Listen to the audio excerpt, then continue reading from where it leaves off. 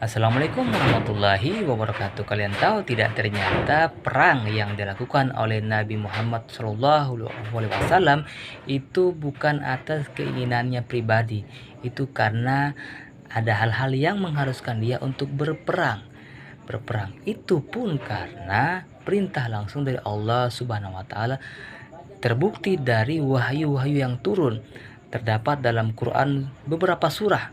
Setiap surah ada 4 surah, dan itu terdapat setiap satu ayat di setiap surah itu. Jadi perang yang dilakukan oleh Nabi Muhammad itu atas perintah Allah. Di Arab dahulu, setiap kabilah-kabilah itu berperang. Terjadi tindakan perampasan harta, terus penzaliman, tindakan kesewenang-wenangan, penghilangan nyawa, sehingga itu semua membekas dalam benaknya Nabi Muhammad. Nabi Muhammad tidak terima dengan tindakan-tindakan atau situasi seperti itu.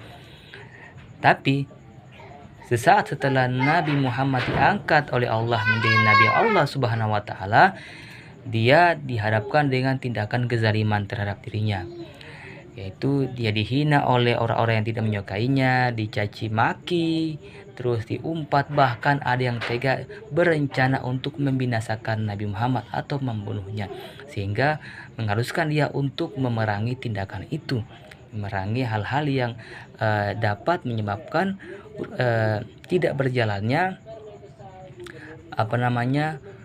dakwah Islam pada saat itu.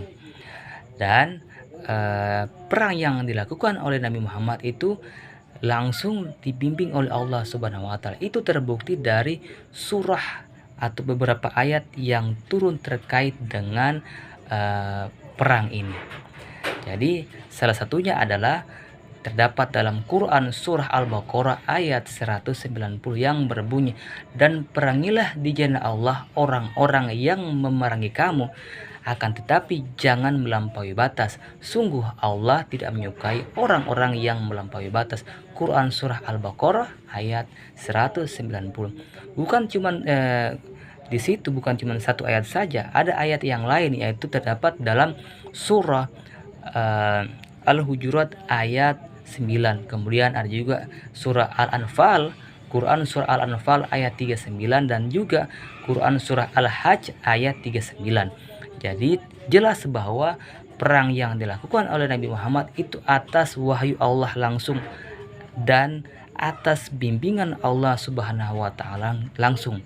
Jadi perang yang dilakukan oleh Nabi Muhammad berdasarkan wahyu yang turun, yaitu isinya adalah terkait dengan keadilan, sehingga ketika Nabi Muhammad mengutus delegasi pasukan untuk berperang, dia selalu berpesan bahwa berlaku adillah, jangan main-main, jangan sewenang-wenang, dan juga jangan mengorbankan anak-anak. Nah, berkaca pada perang yang terjadi di dunia hari ini, itu bertolak belakang dengan prinsip perang yang dibangun oleh Nabi Muhammad waktu itu. Perang yang terjadi hari ini adalah perang untuk keegoisan negara masing-masing, untuk melindungi kekayaan masing-masing, bukan atas dasar prinsip keadilan yang dibangun oleh Nabi Muhammad SAW pada zaman dulu ketika dia menjadi nabi. Semoga ini video bermanfaat. Kurang lebihnya saya mohon maaf. Kalaupun ada yang kurang, tolong ditambahkan atau dilengkapi. Terima kasih. Wassalamualaikum warahmatullahi wabarakatuh.